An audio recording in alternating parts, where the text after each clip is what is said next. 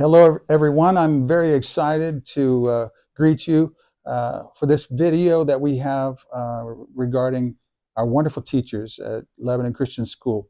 You know, we want to be an excellent school. We strive to be an excellent school. We cannot be that excellent school without excellent teachers. They are our most valuable resource. And I have three teachers that have been with us for some time, and they have seen the various seasons that the school has gone through. So I wanted to talk with them today and allow you to hear from them about things that maybe were like they were back when they started, and now the changes that have taken place. And we're just going to have a conversation with these fine ladies. We have Jackie Staley here, and we have Anita Pollock, and we have Julie Maney, and they are all teachers in our elementary school and in various roles, and we will let them tell you about that. But the first thing I want to ask you, Jackie, is what caused you to want to become a teacher? I've always loved working with kids. Back even in high school, I always did babysitting. My dad was a pastor, and I just always felt I wanted to share God's word, but I really wanted to do it with kids. Honestly, because adults are a little scary. So I really enjoy being with the kids and being able to share God's love and word. Excellent. So you have a connection with them. Mm-hmm. Yeah, it's important. Mrs. Pollock, what would you say to that? Well, I've wanted to be a teacher since I was tiny. I remember having a chalkboard up in the upstairs of our barn out in the middle of the country, and I would always ask my teachers for the extra copies of the mimeograph papers all those years ago, and I would pass them out and have a little class session up in my barn loft, and that's all I've ever wanted to do. Okay. It's been in your blood from the beginning. Yep, that's right. Wonderful. How about you, Mrs. Maney? That is the same. I had a chalkboard, lined up my stuffed animals, gave lessons. I even had a pointer stick. I was very serious about it. Wow. So it sounds like that it was a calling for all of you from the very beginning. A lot of times we don't realize that when we're young, but as we look back and we see the circumstances, we can see God's hand upon this. And so we thank you so much for working out your calling at LCS. Speaking of LCS, we are a private Christian education school. So how did you have a calling to do Christian education, or what moved you to teach Christian education? Me. Yeah, back Okay. to you. I think it was a calling. After we were married, I did a lot of applications, a lot of resumes, and I did send a few to some public schools, but the only schools I heard back from were Christian schools. Okay. So I kind of felt like that's where God wanted me to be. And I took a year off when I had my daughter, not knowing if I'd be able to come back. And 1 year later, I was called back to do third and fourth grade. Okay. So I felt this is where God wanted me to be. Yeah. Did you have a pull to Christian education, Anita? Not necessarily. I mean, I didn't grow up in a typical Christian home. I did go to a Christian university, and when I knew I was moving into the Lebanon area, there's Lebanon Christian, and so been here ever since. All right, perfect fit. How about you, Mrs. Maney? Not really. I was. We just moved here into Ohio from Wisconsin. I was looking for a small Christian school for my kids. Okay. They were not in kindergarten yet. My oldest wasn't, but I knew I wanted a small, like, church kindergarten. And I actually found Lump first, which led me to Lebanon Christian. And then when Luke enrolled, the administrator then said, what is your background? Would you want to teach? And I'm like, well, I wasn't looking for work, but absolutely. And it just, it was a God thing. I just kind of slid right in and stayed. Yes. We're so glad that you found your way to LCS, for sure. I'm going to ask you a question that maybe some of us have a hard time answering, but I'm proud of the fact that we have long tenured teachers. It means a lot. It means that our environment is important, and that there is commitment, and that's hard to find in these days and times. And so I'm going to ask you, how long, Jackie, have you taught at LCS?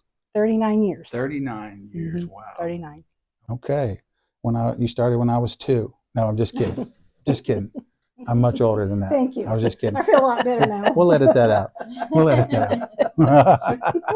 How about you, Mrs. Pollock? I've been in the classroom at Lebanon Christian for 28 years. I took some time off to raise my own sons, and then had a homeschool partnership that I did with Lebanon Christian. So I Okay. did all my testing and things through them. So Yeah. close to 38 years right. as a church, Yeah. sponsor, believer in the school as well. Okay. Mrs. Maney, how about you? I'm like 32. This is my 32nd Okay. year. So everybody's in the 30s. Mhm. So that means that you guys started back around in the generally the same season. And so I think I would guess to say that our school looks and feels a little bit different today than it did back then. A little bit. So little bit. Mrs. Maney, why don't you describe maybe what it was like back then?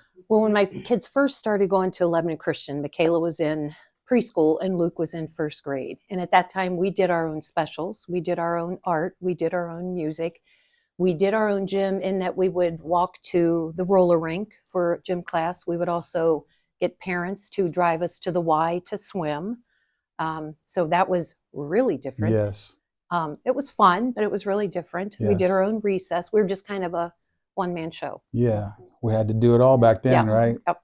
Didn't have a lot of help. So Anita, what was it like for you? Well, one of the biggest differences I see is at the time when I first started, the school truly was an extension of the church. Most of the families were in a church, not necessarily, the Lebanon Nazarene church, Mhm. but they were churched families. And so they wanted that for their children. Mhm. And then as we've grown and the school has moved, to different various parts of the town, we have more unchurched families. And so now, it's truly a mission field Yes. for us as teachers to be Yes. able to reach those unchurched families. Yes, we certainly consider you all missionaries, and the opportunity has become greater over the last handful of years as society continues to kind of change. And but we still want to continue planting those seeds of faith in those hearts, and I know you guys do a good job. What was it like when you started? When I started, I had first, second, and third grade together.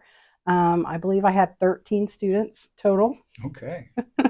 Yeah, so very different, very different. But yeah, I would agree, just to piggyback, I think we're a great mission Mhm. right now, maybe Yes. more than we were, well, because we've grown a lot. Yes. But I think we're planting seeds with students every day, and hopefully Yes. that's being carried to their home. Yes, that's certainly our goal. Tell me a little bit about technology. I would say that's a really big difference, right? Oh, yeah. Anita, what would you say about that? Well, if you don't keep up, you're going to, the kids are going to have to do the teaching. But, started out with, just the chalkboard, and that's about it. I remember when I was at the Oak Street building, and there was Big Bear grocery store had the apples for computers, and we collected the receipts. And after you got so many receipts and you had to take off the cigarettes, you couldn't count the cigarettes, and you had to count all the receipts, and then you could earn an Apple computer for your school. And so that was one of the big Yeah. things. And Okay. now we're blessed that every student has a Chromebook Yes. access. We have our giant screens that we can teach from. Yes. And It's necessary now. yes, Yeah. Necessary Yes. now. I believe we probably used a lot of worksheets back in the day. Oh, yeah. Is that true, Mrs. Maney? Absolutely. The Yeah. Abeka curriculum, which Mhm. I still love, Yes, it's a wonderful curriculum. still relevant. And the overhead projector. Yeah. Drawing out your all of your problems and your scenarios and making copies. I've seen people put things on the wall and make a large drawing with Yes. those. So yes, things have dramatically changed, and it just seems to be changing faster and faster. As you said, Mrs. Pollock, it's something that we do have to keep up with and stay on top of these days. And an important tool. It can obviously be a tool that can do some damage. And so we want to teach our students the importance of using them properly, right? And that's a part of our responsibility, I believe. Yeah. So you've been here a long time. What's the secret to having longevity in teaching? I think just, working with kids, it's different every day. Yes, we're teaching every day, but we're teaching different things every day. We have different students every year. Our curriculum changes. I've changed grades several times, and I have another new position now. So it's never dull. Right. That's true. What would you say, Mrs. Maney? I'd say it's important who you work with. That's real important to me, and I love everybody I work with.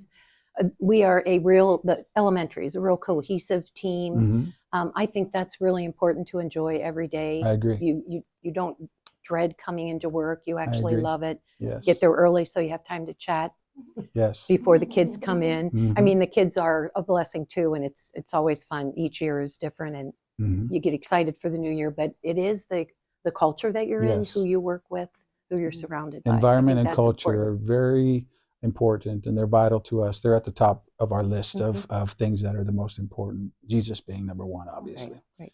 What about you, Anita? I think, being able to follow my passion for teaching, for being with the children, being able to weave God into every conversation, every lesson, is just incredible to be able to do that.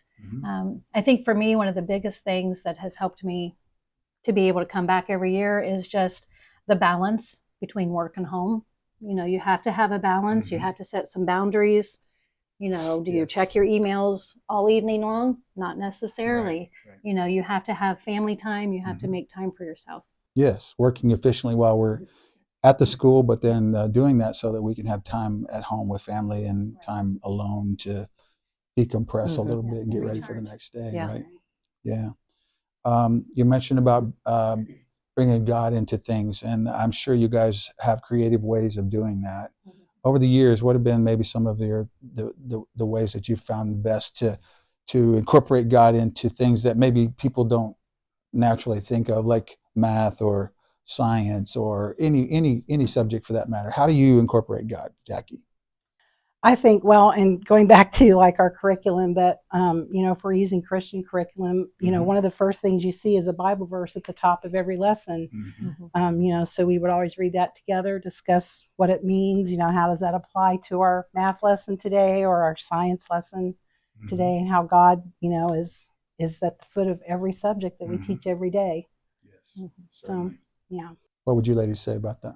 That is the same. Even in like when we first got it back, or when we were first doing that curriculum, or at least I was like, there's like Bible verses on math papers, and they'd be like, why do we have to Bible and math?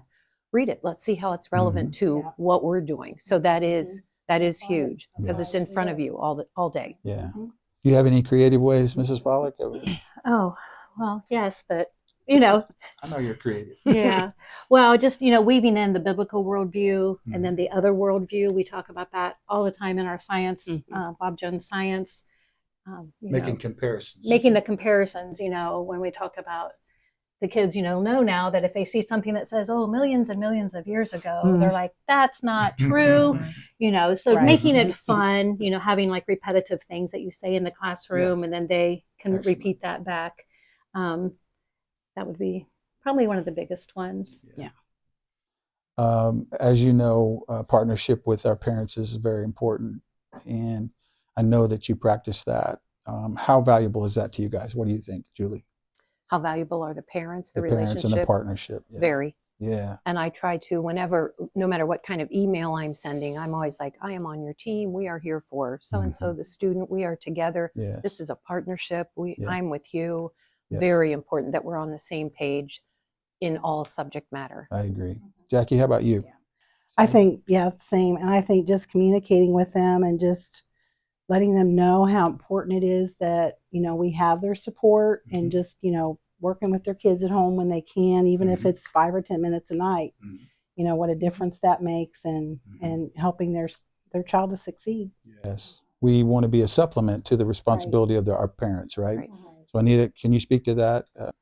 For me, I love taking pictures in the classroom. I know parents want to see what's going on in the classroom. So I had to get more memory for my cell phone because I take so many pictures. And so being able to send those through the technology that we have through the Class Dojo, just on a daily basis, sometimes they can see their children worshiping in chapel. They can see their children doing a creative activity. They can see them working with partners.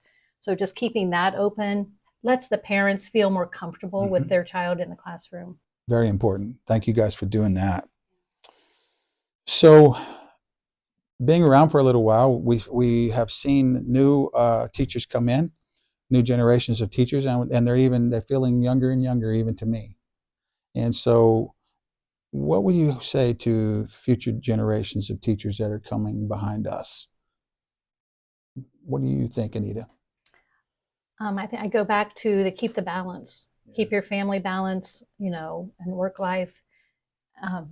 It's hard. It's not always easy, especially when you have young children. You're exhausted as a parent and as a wife, and at home you're exhausted, but you have to, be able to put that aside at some point and keep that balance. Again, I think a huge thing, we are so connected through social media, through everything. You have to turn that off. There has to come a time where it's just you, your family. You need to make that the boundaries. Setting the boundaries would be probably the biggest. All right, Jackie, how about you? I would agree with that too, and that's hard. I have a really hard time with that one. Not so much now with what I'm doing now, but yeah. I remember several years trying to chase you out of the school. I know. You say, it's late enough, Jackie. We have to go home. You and many others.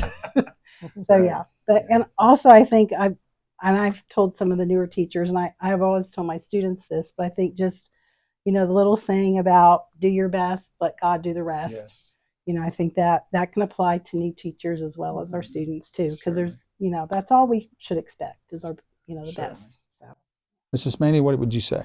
I agree with both of them. But I also agree with getting to know your students, just your classroom. I feel like it makes me more effective when I understand them, understand their home life, what they're going through, whether it's nothing or anything, but to really get to know your students, and then you can better reach them. Oh, yes, I agree with that.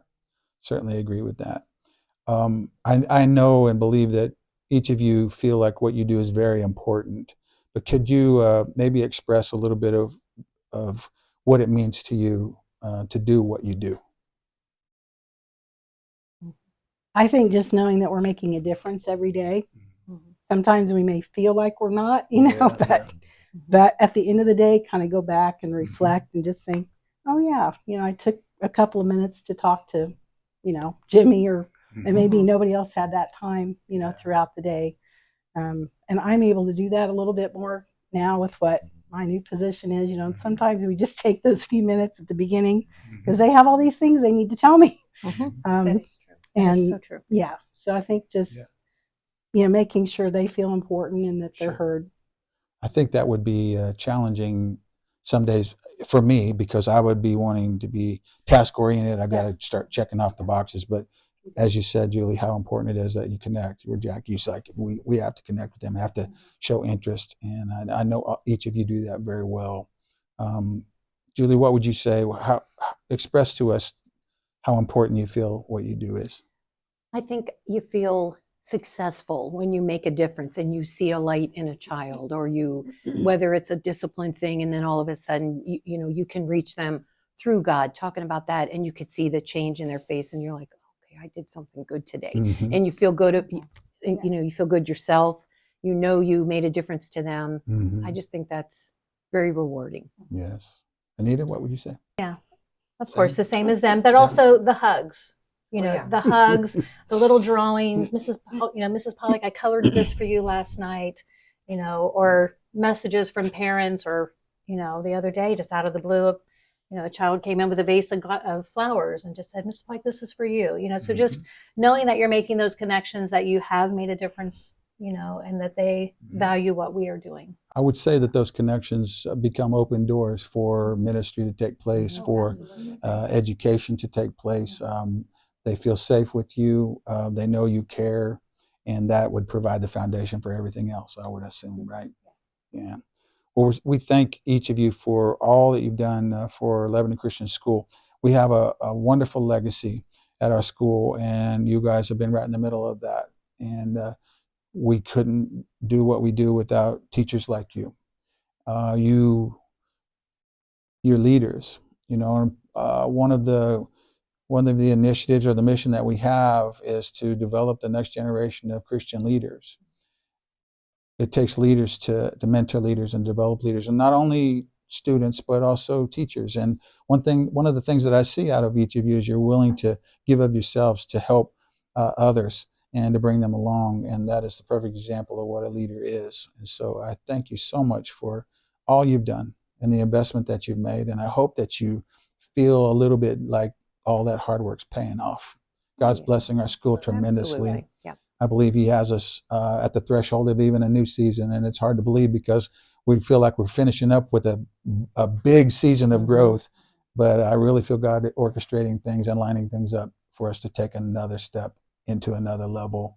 And it's going to take commitment. It's going to take leaders. It's going to take vision. And with people like you around, it makes it a whole lot easier. So thank you.